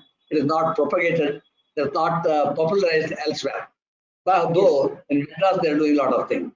Okay, that is what about my ferrous cement work. So, In even one boat I made, and I made a tank, filled up with water, and I put my sailing boat on the water in my construction yard, and I put 12 officers on the in the boat, and still the boat was floating. The concrete boat, ferrous cement boat. That's the kind of thing I done. Number of things, 400 benches, and thousands of tree guards, all in ferrous cement. Very thin number, can be just taken by one man. Traffic put it together, and you make a tree guards. The CME is a big estate, and thousands of tree guards were made. Lot of water tanks were done. The golf course umbrella, the shelves, and folded plate roof, ferrous cement. Lot of things I had done in that one, in that area. Okay, that is it. I think that is when somewhere in 89, 70. Then I wrote the book. I talked to you about the book. That is in 88, 82. And further, I relaxed perhaps. I relaxed perhaps. At 89, I retired. I don't know what question you are going to ask me. You ask me. very good, very good. So friends, I am so happy today that every time the more we are going into this conversation, it is giving us specific goals for our life also. So whatever we discussed just now has maybe taught us that wherever we go, whatever we do, we must always experiment. We must go think out of the box. And I mean, in a way, this is what is thinking out of the box and bringing our dreams into reality for the larger good actually means. So I move on to the next question, which is again Yes. a very different kind of question, which I'm not sure which is the right stage to have it. Sir, my question to you is very specific. The question is like this: at the stage in which you probably are now, I mean, at this stage in life where you have written a book, you have done all this work in CME, you are lecturing all over the world, something starts happening which we Indians call accolades. Awards come, recognition comes, a person starts becoming popular, you start inspiring other people. Does this change you as a person, getting awards, being recognized, all this popularity? In what way does it affect you as a person, and in what way did it affect you as a person in the late 80s? That's my question. Okay, Priya. I'll answer this question. Going back somewhere else, it will be an answer, part of the answer to the question that you are putting. Ladies and gentlemen, my concrete lovers, I confess that I wrote the book on concrete technology. I did not write the book for money. I never knew that I get money, royalty. I was ignorant really about all this. I was ignorant. I must confess to you. I did not write the book for money, but money came. Money came in good measure. Similarly, I worked for 30 years in the College of Military Engineering, and another 30 years as a consultant all over India with various prestigious organizations, which I am going to talk to you later. 60 years, active 60 years, otherwise here and there, 66 years of my work, or particularly I'm saying my 30 years of my investigation, my work, and other thing. I did not did it for money. I know that you do the work, money will come automatically. I had about 1 dozen or so more. The major organization took me as a consultant. They took me as a consultant because of my work. I did my work and the reward came. Similarly, all my book and work and and prefabricated work and many other things. And that has brought me many awards and accolades. I did not aim for those one. Automatically to come. I work for today. I work for me thing, and automatically the reward will come. And I got more than dozen of awards, which I need not tell now at this time because it's told again and again everywhere.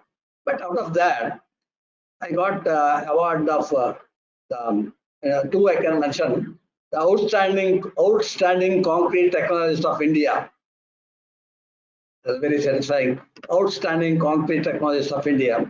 Also, lifetime award by both from Indian Concrete Institute headquarters as a national award. Apart from there are many, more than a dozen. So I don't have to talk about that one, but a lot of awards came on its own way, not by my this work and that work and things like that. I don't know I answered your question. Yes. Yes. Yes. Now, what's your next question? So I wanted to ask you that in today's world, especially where you have social media, you have events happening, and it's a human tendency that when you get a few accolades, you start looking at yourself in a different way. So in a way, how did this affect you at that time when all these awards started coming in? How did it affect you? Did it make a difference to your way of thinking? How did you take all this? I don't know. I can only say that wherever I go, there's a lot of respect coming, regards coming, particularly for my book and my work and my lectures and my social work of conducting concrete technical courses, more than 100 all over India, with all that. And a lot of regards and respect and everything coming and appreciation coming from big people.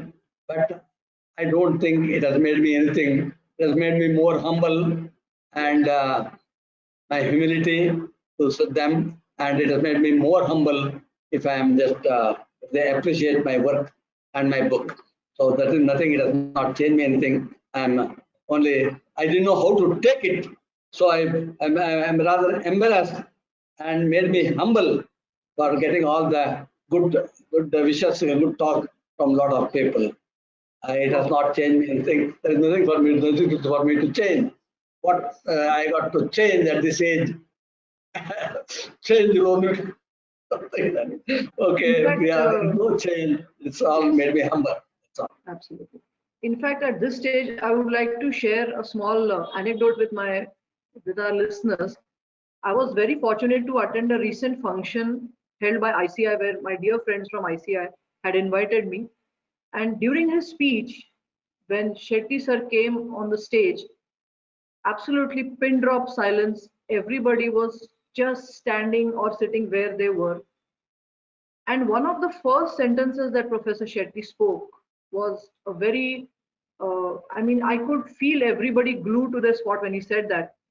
And he said, I still remember, he said, whatever I've done is a squirrel's work. What we say in Marathi, khari zawata, or it's a known thing that when you say it's a squirrel's contribution, it means in layman's language, I've tried to do my little bit. And as an architect myself and as a part of the design fraternity, I feel what bigger takeaway from this lecture can we have than being a bit of this ourselves. So Professor Shetty, we'll move on, but I think this particular section has left us with this profound thought to always at least try and be humble, whatever you do. So moving on to the next question. Now, friends, this is one of my favorite parts.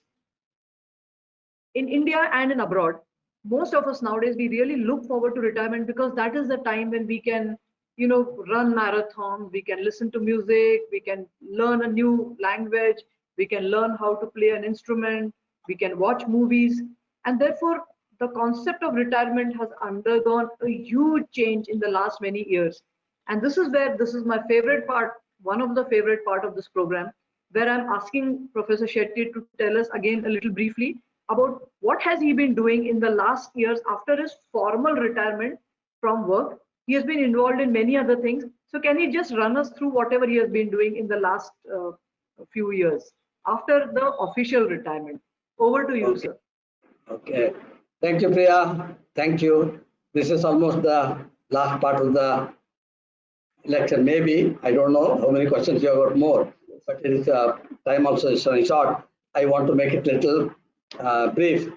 Say 1989, September, I retired, 1989, after putting in 30 years of service at the College of Military Engineering, where I had a lot of chance to write the book and do the experimentation, prefabrication, and doing my ME and my other activities, etc.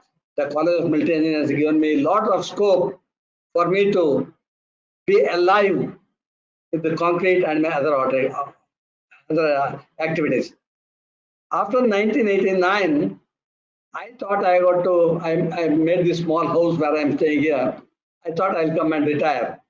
But 1989 itself, I'm fortunate.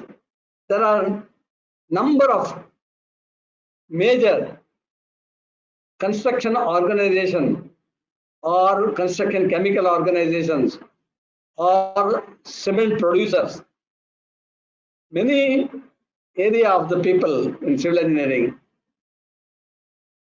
wanted me to be their consultant, and this sector of people who has been really responsible for me to do lot of real good work in the field of concrete technology.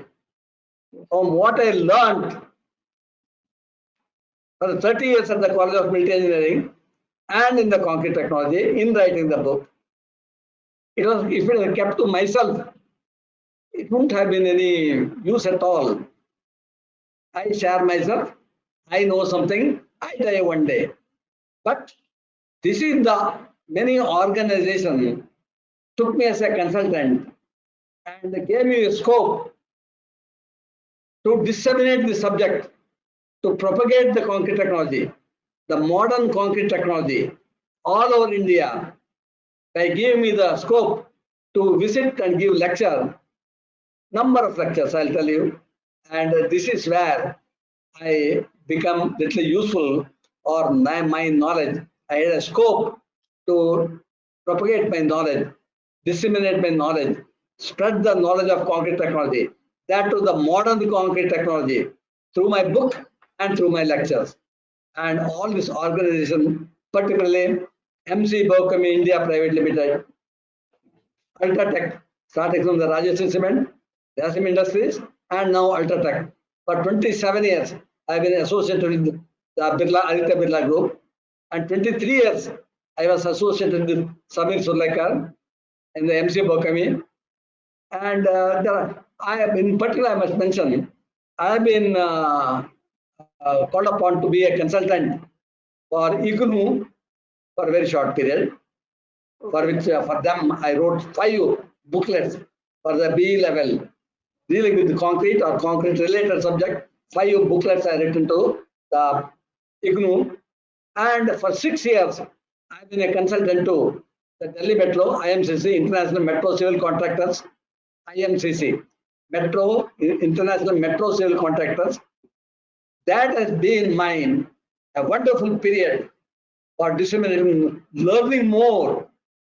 And say, for example, Delhi Metro, for India, lot of international practices, international materials, international construction practices came into India through Delhi Metro Phase 1 and Phase 2. I happened to be a consultant for 6 years for Phase 1 and Phase 2. I learned a lot from Delhi Metro and the various construction technique and their methods and materials, and that I learned again hard way. And it has become possible for me to again disseminate to Indian practices, because I'm a consultant to so many organizations, which I did not mention all the names, and about more than a dozen. And it has become possible for me to India Bull and things like that. And it has not been, it has become possible for me to use the new material, new practice, new method, new technique. It has been possible for me to introduce in the Indian practices. That is the one greatly satisfying work that I done after retirement. Say, for example, in India, most of your concrete technologists and the construction engineer and the engineering concrete technologists, in India, you remember, you talk about the concrete mix design. Even I taught the concrete mix design in a very medieval manner. It was not really the concrete mix design. Just finding out the proportion of the economic proportion of the various materials like cement, sand, and water, and no admixture initially. Afterwards it came, and like that. And you find the optimum proportion of the material and work out a mix and then give it, and then it will be practiced. In Delhi Metro, it was not like that. Mixed design was something different. I am going everywhere where I have gone and giving the lecture afterwards, that I tell them actually the whole gimmicks of mixed design is not just finding out the proportion of the 4 major ingredients. Mixed design includes how much of chloride in the cubic meter of concrete as per our specification IS 456-2000. How much of chloride is there? How much of sulfate is there? What is the durability of that concrete by way of finding out the RCPT value, rapid chloride penetration test, by way of finding out water penetration value. Our code even today, talking about water permeability, is outdated. It was only meant for M15 concrete, M20 concrete. Today we are dealing with M60, M70, M80 concrete. So our old water permeability method of code outdated. Instead of that one, we will come water penetration method. So like this, the concrete mix design is not just finding out the proportion of 4 ingredients, but you have to find out how the durability of the concrete, because durability is becoming more important than strength. We design the concrete for strength, but it is outdated. We must design the concrete for durability. The strength will come through durability. Not durability will not come through strength. So strength will come through the durability. You design the concrete for durability. That is the thing that I learned from Delhi Metro. And I have been propagating everywhere where I go in India this method of mixed design. Also, and we have used fly ash in plenty. We have learned the self-compacting concrete from India for the Delhi Metro, though we have done here and there. We learned first time we are using the silica fume. The silica fume, first time that it has come in the specification of Delhi Metro. And temperature development and temperature consideration for mixed design in the mass concrete. All these things we learned from, many more things we learned from Delhi Metro, and through this my what you call consultancy organization and consultancy practice for 30 years. Immediately after 89, I started consultancy. Another 30 years, I've been a consultant to many organizations, learned many things, new things, and propagated and percolated it to transferred it to the Indian practices, and that has become the most satisfying thing than just learning. I learned concrete technology, I written a book, but that in itself is nothing more, no use, and I had the opportunity of learning more practically from my consultancy assignments, and there is a scope for me to propagate it and percolate it and transfer it to Indian practices. That has given me a lot of satisfaction and a good work that I could do on the concrete technology, not only learning myself, writing the book and propagating into the public use in the almost all the organization, particularly in Bombay. So, sir, I think I think yes. What I would say is it's a very just a minute. Okay, and during the span of 30 years as a consultant, I had the opportunity given by MC Bokami, Ultratech, and other organizations for which I was a consultant. Opportunity given by them for making me to go to so many places, and I have kept a record.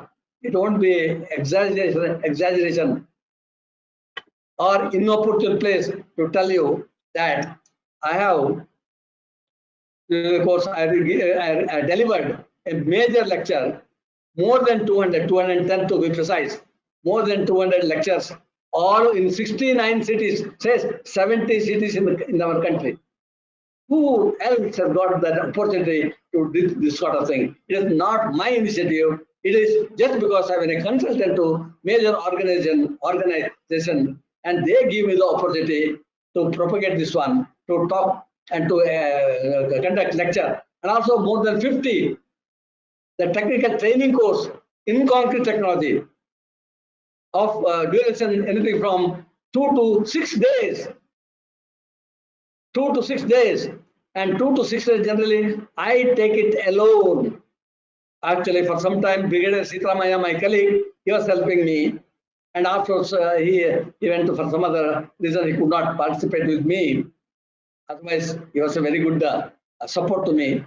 And afterwards, more than 50 lectures, anything ranging from 2 to 6 days, to major consultant, technical consultant, structural consultants, builders, government officers, and everybody, and chief engineers level, and all the other people who are interested in concrete technology.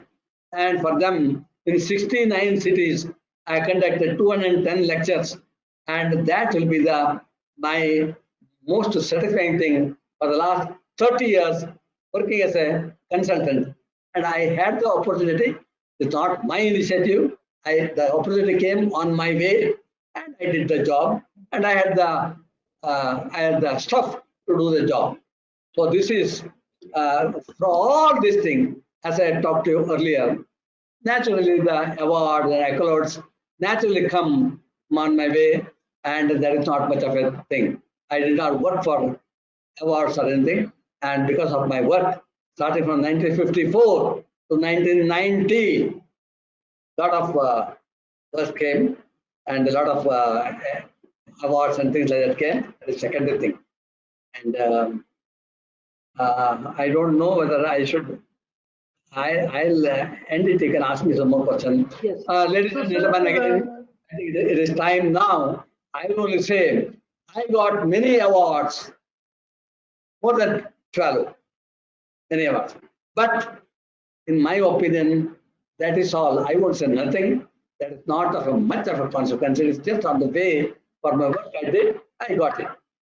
But of all the things, one, I would say, award, one incident, one celebration that the Indian Concrete Institute Pune Centre, with the help of Bombay Centre also, what they have done, celebrated my 90th birthday in 2019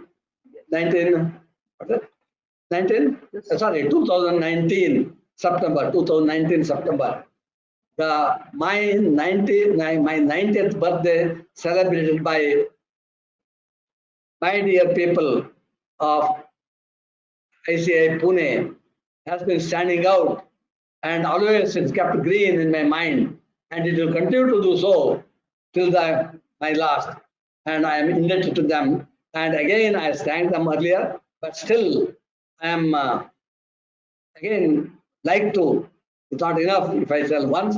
Again and again, I would like to thank Mr. Ujjal Kunte, Mr. Prasad Sevekari, my friend Mr. Ramesh Kulkarni, and my other friend Mukund Joshi, and many others.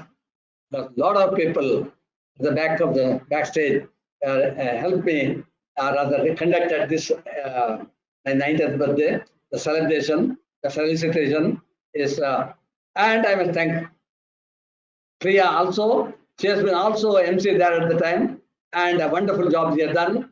He has given a kind of put a icing of the cake for that function, and it is a wonderful job she has done. And I'm thankful to all of you. And And also permit me to thank for giving me the opportunity today to thank you for arranging this. It's not a lecture, it's a kind of what is interview, what do you call? Absolutely. It's a conversation. Yes, what you may say that one. And there is the one which has given me the opportunity again to talk to you what little I have done in my 66 years of professional service, 30 years, 35 years in service, and again another 30 years after the service. And I must thank you again and again for all these people. Again for today's function, I must thank Mukund Joshi, rather not Ujjain, Ujjwal Kunte, Prasad Savekar, Ramesh Kulkarni, and Mukund Joshi in a way, and for all the people who are behind the show. And I am thankful to them. Thank you very much, all of you, those people who have been listening to me elsewhere, anywhere in India. I am thankful to you. Namaskar, namaskar, namaskar. Thank you. And Priya, I completed my little thought. And if you have got anything more to add to that one, you may kindly do that one during the time. So friends, we have actually come to the end. However, there is one very small and very sweet dessert which remains, and we cannot leave without having dessert and coffee. So sir, this is my last question to you before we go to the formalities of a vote of thanks and all that, which is also very important, I believe. I want you, rather I'm requesting you to give very briefly 2 to 3 life lessons for all of us, whether or not we are 25 or we are 50 or we are 60 or 70. Age is really no barrier. Some things that you can tell us about how to manage your profession, how to manage your home, how to enjoy life, how to be positive. Something, some random observation that you can give us at this moment in time. You could call them life lessons, or you could call them a message for the youth. I'm sorry. Is a question to me? I'm sorry, I did not listen to this. So my question to you was, can you kindly repeat it? Can you kindly repeat it? Definitely. My question to you was that the journey that you have had is truly something that people are going to look up to, in many ways. However, at this point in our discussion, I would request you to tell us a little about life lessons that you learned along the way, about being positive, about maintaining what today is a very used cliche, which is called work-life balance, about having time for hobbies, about enjoying your kids, or these kind of things, which sometimes as a professional you get carried away by work and you end up not enjoying these things, which obviously you have done. So can you tell us a little about these small things that actually complete us as a human being? Okay, there is again a very general question. Ladies and gentlemen, see, I as a civil engineer, even as a postgraduate, I learned some other subject of civil engineering to some level. I taught them also in the College of Military Engineering. But if I look back, I only got interested, and I had done my 65 years. I studied in depth only on the concrete technology. I had written, I talked and lectured and experimented, and only in the field of concrete technology. If you ask me something about what is how to design a beam and things like that, I don't know. My knowledge is only limited to concrete technology, which throughout my life I really got interested. I am very happy. I am involved, and if I know something, I used it for bringing out the. As I told you, 45 postgraduate students have been trained by me in the field of concrete technology and related subjects. And very innumerable, as I told you, about 2,000 army officers, senior army engineers that learned from me. They become all chief engineers and border road and things like that. So I think during the course of 30 years, I given to others in the teaching and also in the experimentation, also in the laboratory work. But after my retirement, again, I had a very, very satisfying thing. And I've been moved with a lot of people, both in Bombay, Delhi, and many other places. As I told you, 69 cities I given lecture. 16, the major cities. Maybe another 100 lectures also in smaller cities and other places. So I had a lot of friends, lot of admirers, and that is becoming a very, very satisfying thing. I have propagated and transferred the modern technology in India. That has given me a very, very satisfying thing. And with that, I have become friends, and so many people become friends. And for me, and all people are so nice, and they're so helpful. And I don't have anybody, shall we say, enemy or hated people. Everybody is my friend. Everybody, I got on very well with them in my life, in my professional life of 66 years. And I don't have I have a very kind of a satisfying attitude of my professional life, dealing with a lot of people, all big people, and that is how I have a kind of even mind and satisfying attitude, and in dealing with the concrete technology and works together. And I am not perhaps annoyed anybody. Maybe few can't help it. Perhaps it may, if at all, very few. Otherwise, I carried on very well, and I got a very, very satisfied life, both family-wise and my professional-wise. And I must say, I have a very satisfied life. I led for 90 years. So I don't think I got to say anything more to your question. I think you've perfectly answered my question, sir. Perfectly, you have answered my question. And before we move on to the other formalities, I would like, as a friends, give me the liberty of, as a collective statement, sir, wishing you many, many more fruitful years. We want you to be with us. We want to meet you. We want your love and your affection and your blessings and your company always. And all these, thousands of people who are locked down here, each of us is giving you a heartfelt hug at this stage. Please take that from me. So to move on, friends, yes, to move on, I think this is an understatement of today. This is an understatement of today, that today all of us are very grateful, extremely thankful, and truly blessed that we have interacted with Professor M.S. Shetty. I would like to read this. Make your life a masterpiece. Imagine no limitations on what you can be, have, or do. At this point in time, I will take a few questions that have come in our chat box. We just have time for just a very few questions, and therefore I will just take one question, which is a very relevant question which somebody has asked, which may, so you can answer it the way you want to. It's a very general question. How have you managed to stay so? I'm using a very layman's term, fit, but some of them are really asking me, is it yoga that you do? Do you walk? Do you jog? Do you play a sport? Do you go trekking? What is it that is your favorite way of keeping fit, as all of us look at it? A general question. In one sentence, if I have to say, I did my work, that has kept me healthy. Wonderful.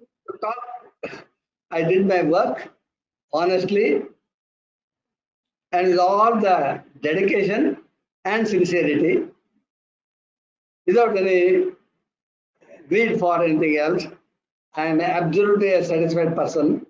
That's kept me happy.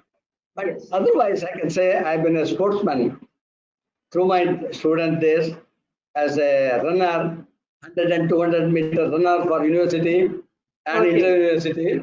Yes, 100 and 200 meters. Okay. And in so many meets I as a runner. And as a otherwise sportsman, 4 years I was in NCC, took a lot of interest, lot of, shall I say, awards and other things in NCC. And further, as a good sportsman in the sense that because of NCC, I could not do any other thing, cricket or other play, I could not do it. But as a tennis player, 29 years I played tennis continuously without break. 29 years I played tennis. Participated in the state tournament in Maharashtra, state ranking tournament. Of course, I didn't go anywhere further, but I participated. Okay, 1 or 2 rounds. And as a golf blue of College of Military Engineering and tennis blue of College of Military Engineering out of thousands of officers. So as a that answers my question. Yeah, Yes. 12 handicap. I played golf very seriously, and again 1 year champion and golf champion, and that is enough if I say that as a tennis blue and golf blue of the College of Military Engineering, and I have been an actor in the drama. It is my hobby since my school days. Always did a hero job. Not any other ultimate job. I always say hero job, important job. As a good, they say as a good actor. Okay, so all these things made me a very happy life as a student, and in the school, the college, and the university, and beyond that. So that has kept me perhaps. And my work, I always feel. Of course, of late I had taken to a little bit of yoga. Otherwise, I never did yoga. Nothing. Okay. I'm not very systematic in anything and all. But only of late I had taken to a little bit of yoga. So all that I say is, I did my work honestly and with all the dedication, and that may have kept me quite healthy. That's all. Sir, on this note, I would like to jog everybody's memory here. This is a precious memory for ICI and CENCON 2020 also, which is now coming up. This was taken last year, where ICI actually, we all celebrated Professor Shetty's 90th birthday. And now, friends, we have actually come to the end of the program. This is the way in which we will be finishing this talk, where I will be reading out the citation that ICI gave to Professor Shetty on this day. Prasad Sevekari, I would like you to just let me know if should I continue reading this? Do we have time? How are we on the time band? Yes, please go ahead. Okay, Yes, it will please go take maximum 5 more minutes. Friends, please stick around. Yeah. Felicitative eulogy for real Karma Yogi and Jnana Yogi, Professor M.S. Shetty. Today, we are honoring a man whose longevity itself is praise in the first place. The entire gamut of his accomplishments, right from the humble start to the Everest of achievements, is beyond any human comprehension, and hence cannot be described in mere words, but has to be seen to be believed. Like an ancient rishi, he is a lighthouse for more than 3 generations of his ilk, guiding the civil engineering fraternity, grooming, teaching them the purpose of life. Not to achieve emancipation, but to practice Karma Yoga and Jnana Yoga in your respective field, which he himself did it to the hilt. A cursory glance through his career graph, one wonders how in one incarnation this man has achieved so many laurels himself and guided a number of people in his fraternity to achieve some of these laurels. This is simply exemplary.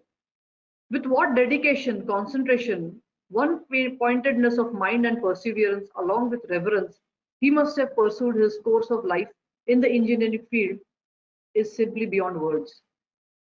His long and distinguishing career spanning more than 6 decades not only excelled in academic practical field, but also in sports activities, dramatics, social work, development of modern concrete technology in India, consultant and technical advisor conducting training program for the aspirants tirelessly. This man in his 90s accumulated so much wealth of talent that it borders on envy for others who wish to imitate him. Beyond comprehension, beyond comparison, beyond imitation, This is so overwhelming for others. Almighty God has showered divine intellectual qualities on this man par excellence. Long live Professor M.S. Shetty with the same zeal you cherished. You really are Jnana Yogi and Karma Yogi all rolled into one. Sir, just to remind you, your centenary celebrations is in the offing. So friends, this was a citation of appreciation presented to Professor M.S. Shetty during the recently held ICI SEMCON last year, where we celebrated his 90th birthday. Now we come to the end of this program, and a sweet something is necessary for all of us. I request quickly Hemant Jain from Ultratech Cement to quickly thank the gathering. Over to you, Hemant ji. Okay. Hello. Hello, Priya ma'am. Yes, Hemant. Yes, please I'm proceed. audible. You I'm are audible. audible. Yes, Yeah, very yeah. much. Thank you, Priya ma'am. Yes. Good afternoon to all. What a wonderful session we had, really, and particularly to me because in 1995 when my initial career when I joined the company name that time Indian Rayon and Industries Limited. That time I have worked along with Professor Shetty, and he has guided me a long way during my initial career. Then that company became Grasim and now well known as Ultratech.